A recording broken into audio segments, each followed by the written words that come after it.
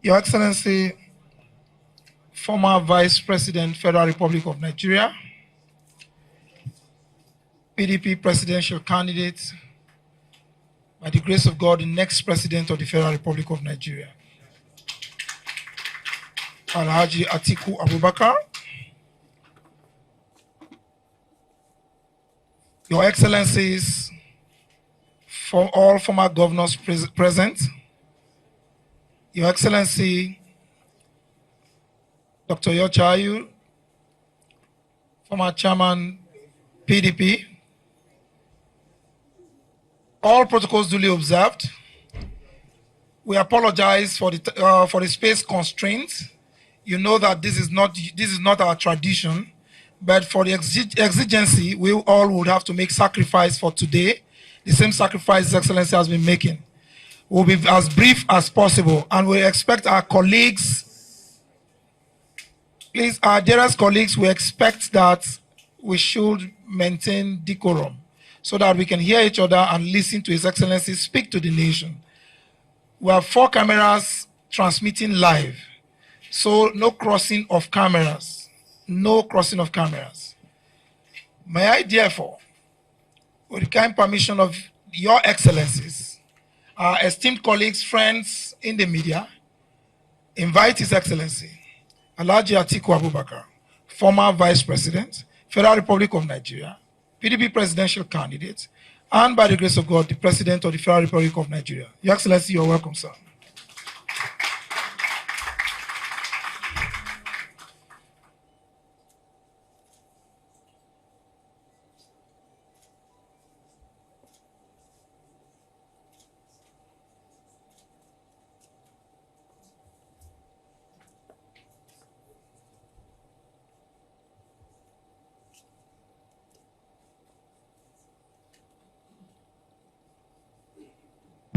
Thank you very much.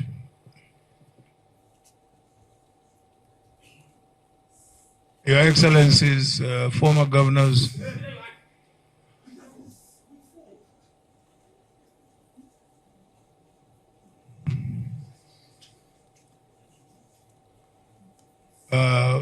former chairman, our great party, members of the Board of Trustees, and members of the National Executive Committee who are here today, this afternoon.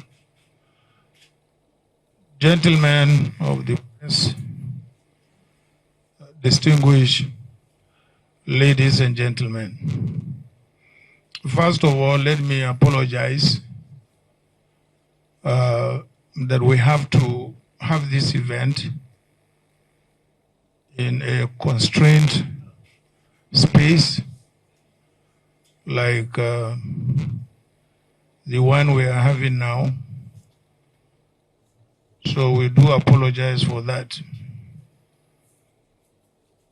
Gentlemen of the press, fellow citizens of the Federal Republic of Nigeria, I consider it important to address and report to you today on issues that define the future of elective government and legitimate leadership in our country.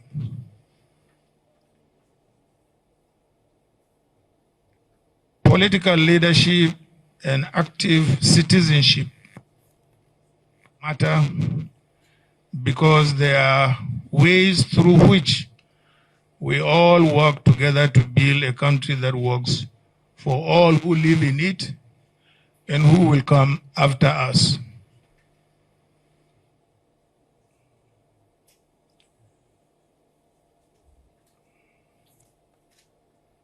Our country is bigger than any one of us, and its standing in the world affects the fate of all who come from or live in this great country, which has great future. As leaders, it is our duty to advance the well-being of all our people and of the country. For this purpose, my generation worked hard to return the soldiers to the barracks. Very many of us are here. And to defend the right of the people to elect and establish for ourselves legitimate government. Our elections are established and governed by law and founded on the Constitution, from which leadership and government in Nigeria alone derive their legitimacy. The people look up to us as leaders to respect these rules and to defend them. This is what has brought us here today. Today, we are called upon to again, as a people, to uphold and defend the ground rules of elective government in our country. The Constitution prescribes the requirements for those who seek the highest elective office in the land. It should not take months or indeed decades for the institutions concerned to be able to do their work in establishing the credibility of any certificates presented by candidates for public office. We undertook this journey at great cost and for important reasons. The ground rules for legitimate governance in our country need to be upheld. And you who are gathered here today have the responsibility of holding those ground rules. And the reputation of our country is at stake. That affects everyone, Nigerians everywhere, wherever they may be in the world. I am a Democrat by conviction and a citizen of a country that I love. The issues at stake in this case require us once more to rededicate ourselves to both the country and our Constitution. Now we must entrust these facts to us all as citizens and as leaders of the institutions charged with interpreting our Constitution. I should thank the lawyers, both in Nigeria and in the United States, who have assisted us in bringing clarity and definitive answers to these issues that appear to have defied our institutions for nearly a quarter of a century. I also want to extend my gratitude to the Nigerian citizens and friends of Nigeria, both within and beyond the shores of our country, for their patience as we have sought to find the facts and establish the truth. I wish to pay tribute to the late human rights activist, Chief Gani Fawehimi, senior advocate of Nigeria, who inspired us on this path of discovery. Now he can truly rest in peace in the assurance that what he started about 23 years ago has come to fruition.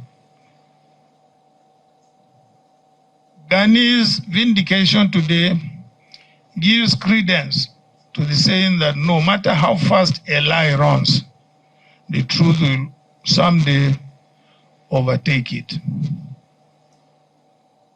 Former American President Thomas Jefferson once said, and I quote, "If I had to choose between government without newspapers and newspapers without government, I wouldn't hesitate to choose the latter." From exposing the Watergate scandal and unraveling the dubious certificates of politicians, journalists have maintained eternal vigilance by bridging the gap and stepping in when other arms of government failed. It is for these reasons that commendation must be given to David Hundeyin, an independent journalist whose extraordinary work and those of many more young people like him has become a source of inspiration. Special thanks must be given to the millions of Nigerian youths and citizen journalists too, who continue to put out the truth online even when no one is listening. Indeed, the price of liberty is eternal vigilance. They have put the country first in their firm commitment to unravel the truth and hold leaders accountable. This gives me the hope that we have worthy partners in the struggle to reclaim the country we call our home. This quest is not for or about Atiku Abubakar. It is a quest for the enthronement of truth, morality, justice, and accountability in our public affairs. In line with this, let me call on all well-meaning Nigerians, leaders of thought, our religious leaders, our traditional leaders, our community leaders, our political leaders, and in particular,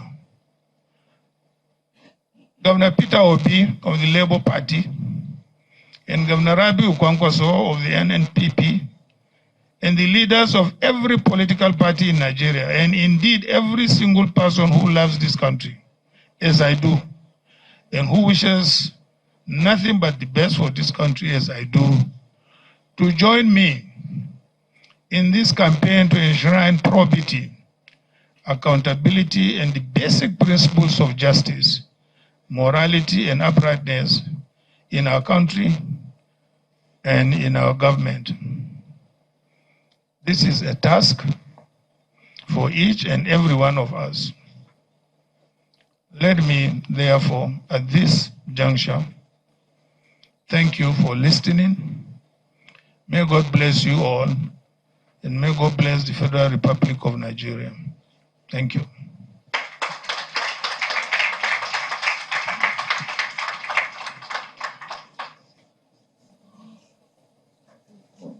Thank you, Your Excellency, former Vice President, candidate of the People's Democratic Party in the last presidential election, and by the grace of God, the next president of the Federal Republic of Nigeria. Please put your hands together for him once again. Well, we have friends in the house, we have colleagues in the house. All technical questions will be taken that has to do with law will be taken by our friends. So, yes, Chukso Kocha this day.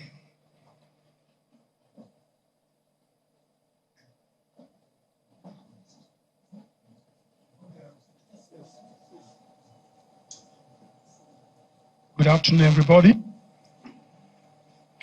Much has been said about the real documents from the Chicago State University. I want the former vice president, the PDP presidential candidate, Atiku Abubakar, to tell us in clear words, because many papers, many television stations, many radio stations have been giving various versions of the documents handed over to you. Sir, what did the documents handed over to you say about the person of President Bola Ahmed Tinubu? Thank you, sir. And secondly, sir, what value will these documents handed over to you will be at the Supreme Court.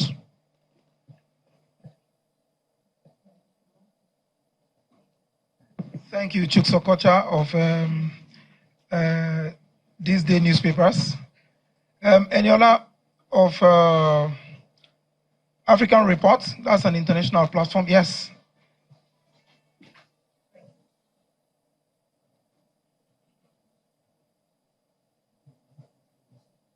Good afternoon, Your Excellency, colleagues, and everyone here. A spokesman for the president said that what you are doing against the president is a form of betrayal. And they said that in 2007, the president gave you a platform to run with and all that. And now you are, embarrassing him on an international stage. Don't you fear that this bond between you will be permanently broken? Thank you.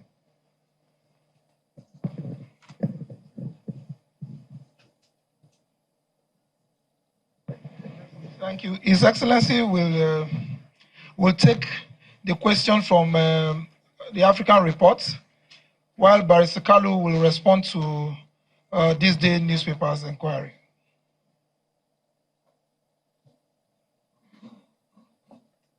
Well, I beg to disagree with Bola Ahmed Tinubu.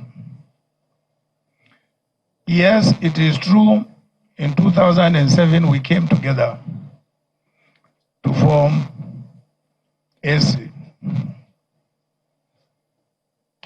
And in Lagos, at the convention, I emerged as the winner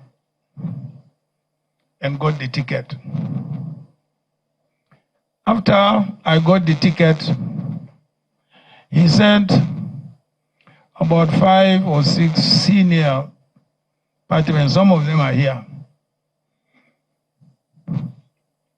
I can even name them, but I don't want to embarrass them. And they met me and said to me that Bola wanted to be my running mate. I said, gentlemen, you are all old enough. And apparently, virtually all of you are Christians with the exception of only one person. What would be your reaction to have a Muslim ticket? All of them said, we totally object to it. I said, then why didn't you tell him when he was giving you the message that, look, Mr. Tinubu, the message you are giving us, we don't seem to agree with you. Why are you coming then to me? And that was the end of the political relationship. He broke away, went and supported Umaru Yar'Adua. So, what is the ground for him to say that I betrayed him? But those of you who are old enough will also remember that in 2003, the PDP took over all the southwestern states, with the exception of Lagos. I stood between Obasanjo and himself. I said, no, you can't take over Lagos. Leave it. And he left it. So who is indebted to the other? Is it me or Bola Ahmed Tinubu? There are other things which I would not want to go into. But I vehemently deny that either I stabbed him at the back or did not do him whatever. Thank you. Until today, I will not do Muslim ticket. So I don't have to be president because I don't believe it is right for this country.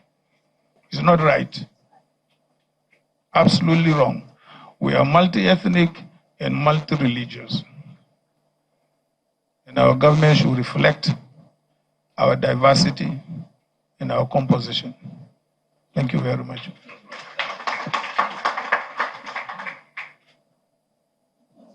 Thank you very much, Your Excellency.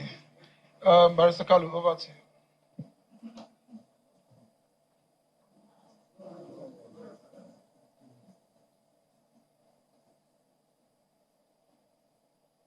On the certificate issued or released by Chicago State University to the lawyers of Alhaji Atiku Abubakar.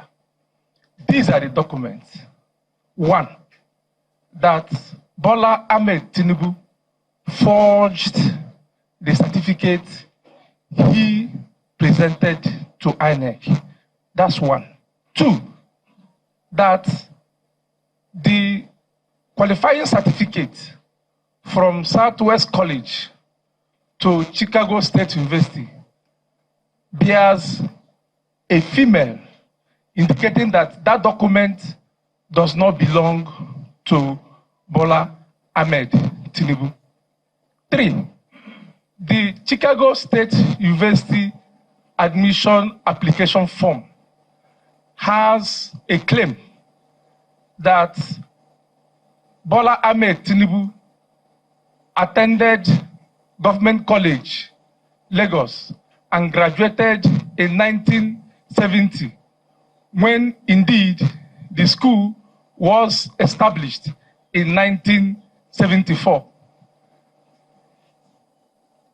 The same document has it that the owner of that document is a Black American, and the document Bola Ahmed Tinubu submitted to INEC, he denied having dual citizenship, which means it does not belong to him.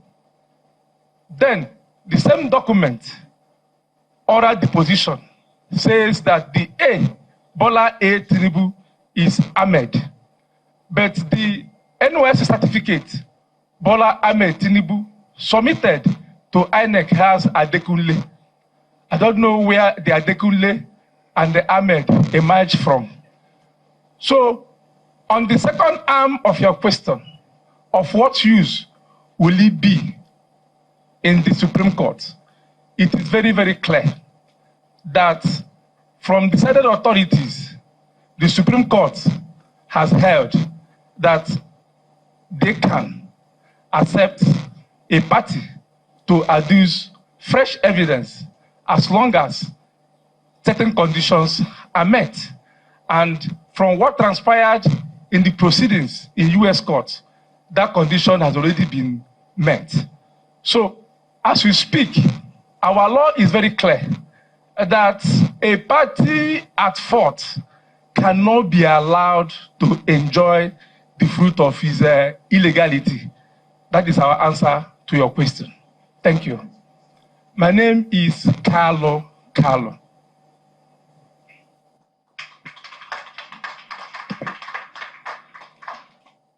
Carlo, thank you very much, Carlo. I will take, because of the condition of this place, very hot, and I have their excellencies present here. So many of them. I'm privileged to be right in front of you, your excellencies. Won't keep you here for too long. Okay, Friday or Loco, the Punch newspapers.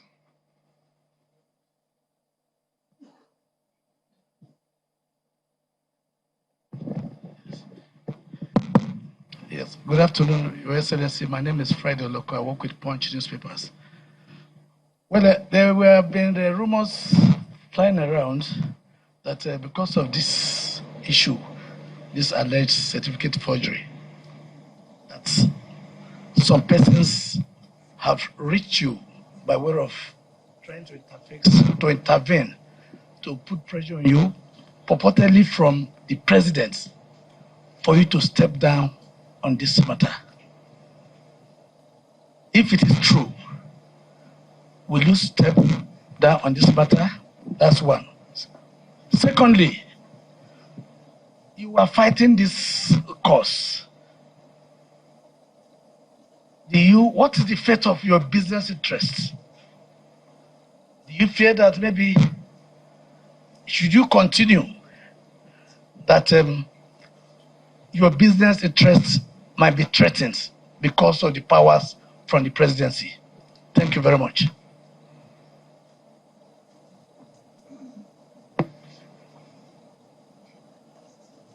Okay, let me start from the business perspective because it's the latest in the series of questions that you asked.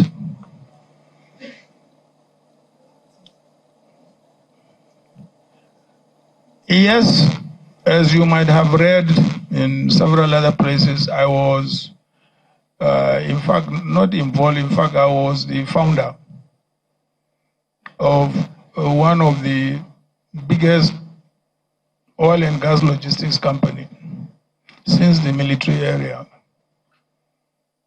And as soon as Buhari government came, even though we had license, we had got nothing to do with government. We were only contractors in logistics to the oil companies, not government.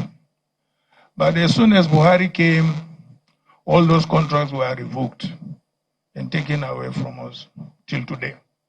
So I'm not doing any government business. Yes, I am in other businesses, agriculture, manufacturing, and so on and so forth. So that's as far as government business is concerned. So I'm not scared of any business being taken away from me. It has already been taken away from me since the beginning of, was it 1990? Since Buhari's time. They took it and distributed it among themselves. So what was the other question?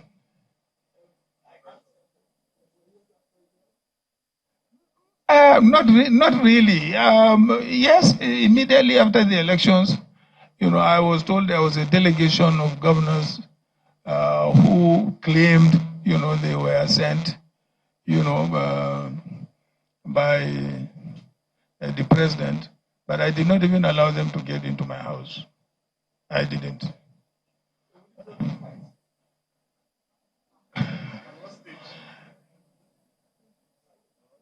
I will only drop the fight when the court rules. If the court rules that I am right, fine. If the court rules that he is right, so that's the end of the fight. Because at the moment we are at the Supreme Court and there is no any other court than the Supreme Court.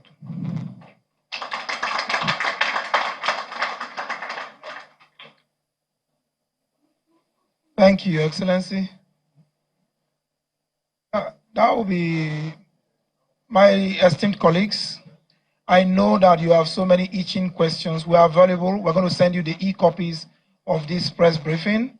And if you have further questions to ask, we are available. Mazi Polibe is here, Special Advisor Media to His Excellency. You all have our emails and phone numbers. You can reach us. That won't be a problem. If you have queries, please, we are here we're at your service. And if you want special focus, we don't have a problem. We will respond to you.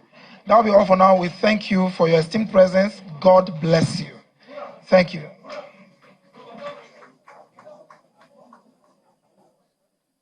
These are live images coming in from the World Press Conference by the PDP presidential candidate in the 2023 presidential election, Alhaji Atiku Abubakar, speaking on various issues concerning the certificate saga of the president.